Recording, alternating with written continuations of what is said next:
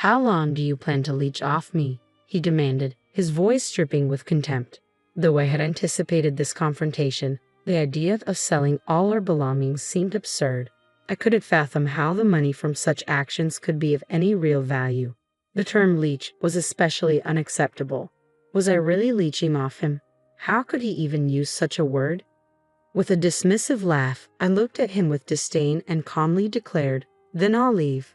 His eyes widened in surprise. "Are you serious? Don't blame me if you regret it. And make sure you take the kids with you."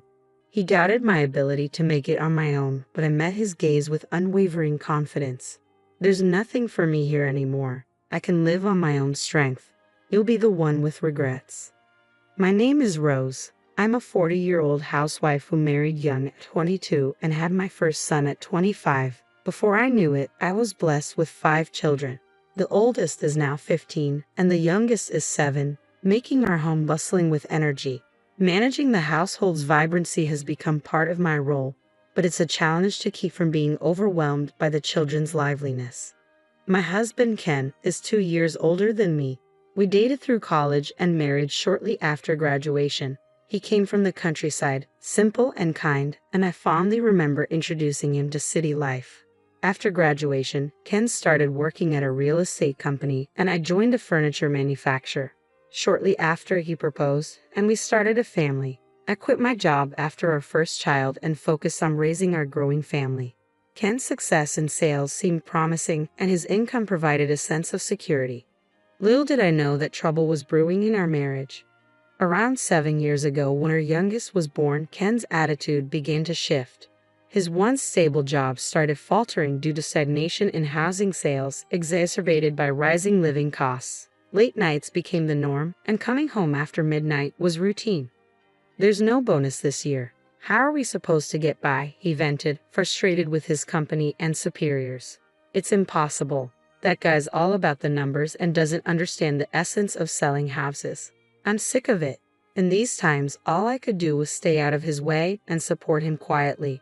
"Rose, you should be more grateful. I'm the one supporting you," he said, his anger directed at me. I trembled in fear. "I am grateful," I replied.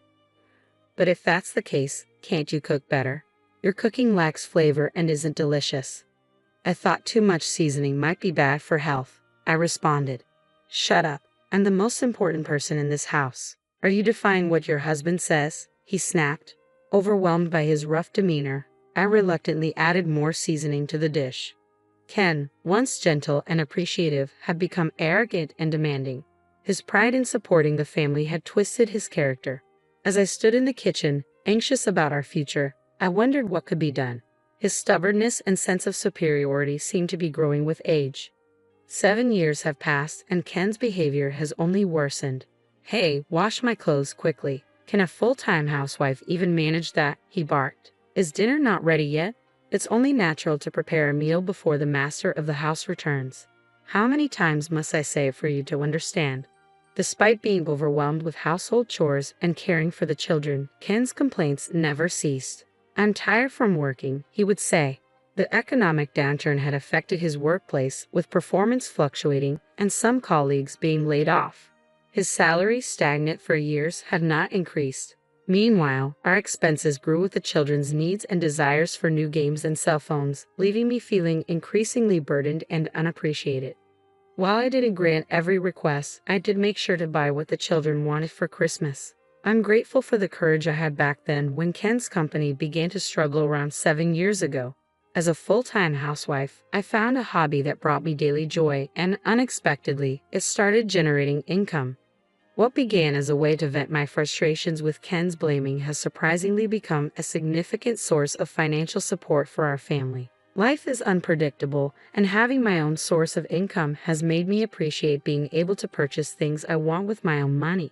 For a long time, I kept this new income stream a secret from Ken. I've been using it to buy the children's birthday and Christmas presents, which he probably assumes are covered by his earnings.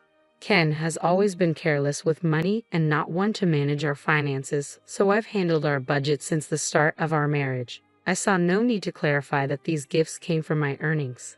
Having an income that I control has provided me with immense mental relief.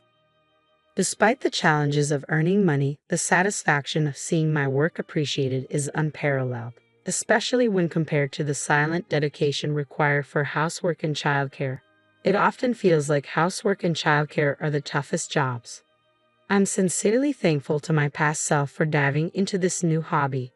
One day, Ken came home on time, which was unusual, and in a surprisingly good mood. He made an unexpected offer. "Tomorrow I've taken the day off. I'll handle the housework, so why don't you go out and take a break for once?" Ken's offer was a pleasant surprise, and as a full-time homemaker, opportunities to take a break are rare. His sudden kindness was puzzling, and I worried about whether it was really okay to leave the housework to him. "Are you sure you'll be able to manage?" I asked. Ken, with an optimistic tone, assured me, "It's fine. I'm an adult. I can handle the housework myself." Relieved, I'd agreed to take him up on his offer. Even though his motives were unclear, I was genuinely happy to be given the chance to go out, trusting his words. The next day, I decided to take a break and refresh myself. I received a message from an old university friend who wanted to catch up after a long time, so I went out to meet her. We had a lovely time reminiscing about our college days and chatting about our children. During a break in our conversation, my friend's tone grew serious. "There's something I need to talk to you about," she said quietly, making sure no one else could overhear. She was one of the few friends who knew a lot about me and Ken, and as she began discussing him, I instinctively sat up straighter, eager to listen. "I'm really sorry if I'm misunderstanding, but I felt it was important to tell you," she said, her brow furrowed with concern. Her words left me shocked and unable to hide my surprise. A surge of disbelief washed over me, yet in light of Ken's recent behavior, I couldn't help but feel that things were starting to make sense. His sudden offer to handle the housework, which was almost unheard of, especially since it wasn't my birthday or Mother's Day, had seemed suspicious. After hearing my friend's revelations, Ken's peculiar actions suddenly seemed to have a motive behind them. "I'm sorry for bringing this up so suddenly," my friend said apologetically. "I didn't want to lie to you." "Thank you for telling me," I replied, feeling a mix of gratitude and shock. We promised to meet again soon and parted ways. Having learned an astonishing truth during what was supposed to be a rare break, I contemplated the future for myself and my children. Returning home, I was greeted by an unsettling sight. It was past 5:00 p.m., and I needed to start preparing dinner. The elementary school children should have been home by now. As I entered the house and removed my shoes at the entrance, I walked into the living room, only to find it completely empty. The furniture and appliances that should have been there were gone. The children were likely in their rooms doing homework, as they were not in the living room. I stood frozen at the entrance, bewildered and unsure of what to make of the scene before me. I heard Ken's voice behind me. "Oh, you're back already?" he said, smiling for some reason as he glanced at me. "What happened here? Why is all the furniture gone?" I asked, my confusion growing. Ken sighed heavily before responding. "The furniture was just in the way, so I sold it all." His casual reply only deepened my confusion. "Why would you suddenly decide to sell everything?" "The furniture and appliances were part of our home," I said, trying to grasp the situation. Ken shrugged. "I needed the money. I bought those things with the money I earned, so it's my right to do whatever I want with them." I nodded, acknowledging that he had a point, but added, "Yes, that's true, but we're married. Such decisions usually involve consulting with your partner." Ken's cold gaze and disdainful tone made my head spin. "How long do you plan to leech off me?" he said with a laugh, as if looking down on me. I have feared that something like this might happen one day, but selling all our belongings felt like madness. I couldn't understand how he could place any value on the money from such actions, and the term leech was particularly hard to accept. "Am I leeching off you?" I asked, my voice steady. "How could you even use that word?" With a look of disdain, I calmly declared, "Then I will leave this place." His eyes widened in surprise. "Are you serious? Don't blame me if you regret it. And make sure you take the kids with you," he said, doubting my ability to manage on my own. I looked back at him firmly, confidence in my voice. "There's nothing for me here anymore. I can live on my own strength. You'll be the one with regrets." Turning on my heel, I headed toward the children's rooms. "What's wrong, Mom? Are we moving?" they asked, each of them surprised by the sudden news. The younger ones, not fully understanding the situation, bounced around excitedly at the thought of a move. With almost nothing left to pack, we left the house quickly. "What about Dad?" one of them asked. "Dad will stay behind," I replied.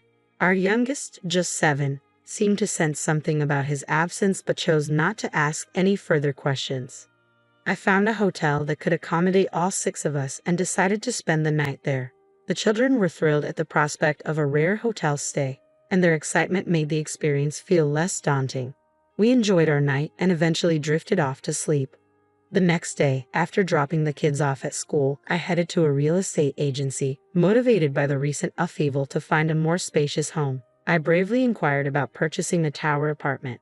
The agent showed me several options, and I ultimately decided on a luxurious tower mansion worth $1 million. It was newly constructed and ready for occupancy within a week, which made my decision easier. After finalizing the purchase, I busied myself with arranging the loan and managing various tasks related to the move. Despite the whirlwind of activity, I felt a surge of excitement about this fresh start. It had been years since we had last moved, and the prospect of living in a hotel for the next week felt like a thrilling adventure. The children seemed to enjoy it as well, which was a relief. On the day we moved into our new high-rise apartment, we arrived empty-handed, but the children were awestruck. "Wow, is this our new home?" they exclaimed. "It's amazing. It's so spacious." They eagerly began exploring the new space with wide-eyed curiosity. The property boasted excellent soundproofing, making it a comfortable living environment for our large family. Breathing in the fresh air of our new home, I felt a renewed sense of purpose and excitement about starting over. In the following days, we gradually acquired furniture and set up our living space. The children quickly adapted to our new life, enjoying the stunning night views from our windows. I felt a newfound freedom compared to when I had been living under Ken's influence. One Sunday, 2 months after moving in, I was relaxing with a cup of tea in the living room when the intercom rang. At that time, the children were happily playing in their rooms, and I couldn't help but feel a sense of contentment in our new beginning. I answered the intercom and was startled to see Ken's face on the monitor. "I finally found you," he said, his voice demanding. "Why are you living in a place like this? Open the door and let me in." I hesitated, unsure how to respond. I didn't want to let him into the apartment, but causing a scene in the lobby would inconvenience the other residents. Since we were still legally married, ignoring him entirely wasn't an option. Eventually, I decided it would be best to let him come up and speak with me. I pressed the button to open the entrance. It took him a while to reach my floor, likely confused by the elevator system. 10 minutes later, I heard him shouting from the entrance, and I hurried to open the door. "What's the meaning of this?" he demanded as he stepped inside, his voice filled with disbelief. "Why are you living in such an expensive apartment? It doesn't make sense for a housewife to be in a place like this." Ken's harsh words and insults were met with silence. The children, alerted by their father's voice, briefly peeked out of their rooms before my eldest son guided them back. "You were the one who told me to leave," I responded calmly. "I did as you asked and brought the children with me. So you have no right to complain." Ken seemed unable to accept my independence. He had never managed the household finances and was oblivious to how money was being spent. "You think you were supporting the family, but your income alone couldn't support us," I continued. "Your company was failing, and you were giving me fake pay slips." Ken took a step back, stunned. "How did you know?" he asked, clearly shocked that his deception had been uncovered. I sighed, recalling how he had provided falsified pay slips showing a lower amount than what he actually earned. Once I took over managing our finances, I discovered the truth. It's impossible for me, as the one managing our finances, not to notice discrepancies, I explained. Records showed that more than half of the deposit was withdrawn immediately. I assumed you needed some pocket money, but the $680 left over seemed odd when your actual pay should have been $2,700. Ken protested. "It's my money. What's wrong with spending it how I want?" "Exactly," I agreed. "But you never gave me any money to spend freely, so I decided to earn my own. I've become a popular influencer among housewives. What started as a hobby has turned into something much bigger. My video channel now has 1 million subscribers." Ken's eyes widened in disbelief. 1 million subscribers? You're an influencer? "Yes," I confirmed calmly. "I focus on how a full-time housewife can efficiently manage household chores, and my channel has become quite successful." Ken's astonishment was evident, and the children, curious about the commotion, peeked out of their rooms once again. It felt almost like a scene from a storybook, with Ken struggling to grasp the reality of my newfound success. I continued posting videos showcasing various homemaking techniques, which resonated with many people in similar situations. The positive feedback poured in, with comments like, "This is a great idea," and "I tried the cleaning product you recommended." The number of followers on my channel grew rapidly as a result.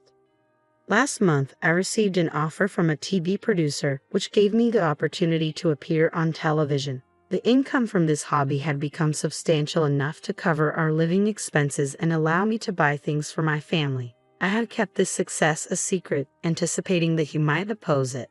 But I've been contributing to our household with my earnings, so you shouldn't have any complaints.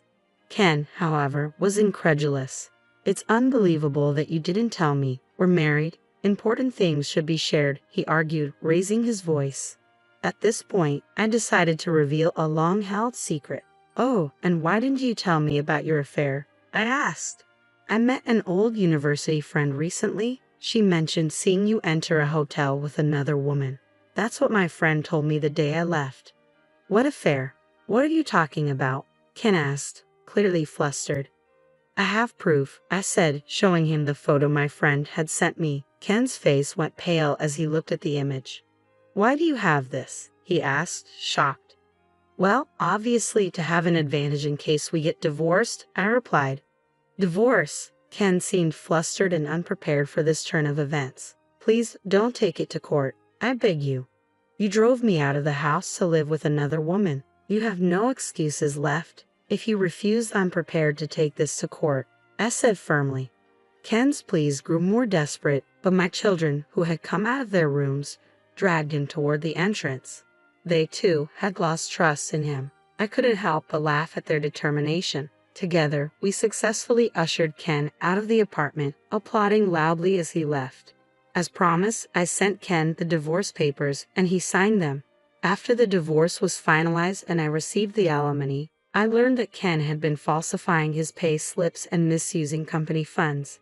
His mistress, who had extravagant spending habits, had been a scam artist, and Ken had been completely duped. Now, with Ken having lost his job, his mistress, and his family, he was aimlessly drifting through life. Despite his predicament, I couldn't bring myself to feel any sympathy for him. Meanwhile, my children and I are thriving in our new home. My media exposure has increased, and my income continues to rise steadily. At this rate, I'll be able to pay off the mortgage early. In this new chapter of my life, I am committed to living authentically and true to myself.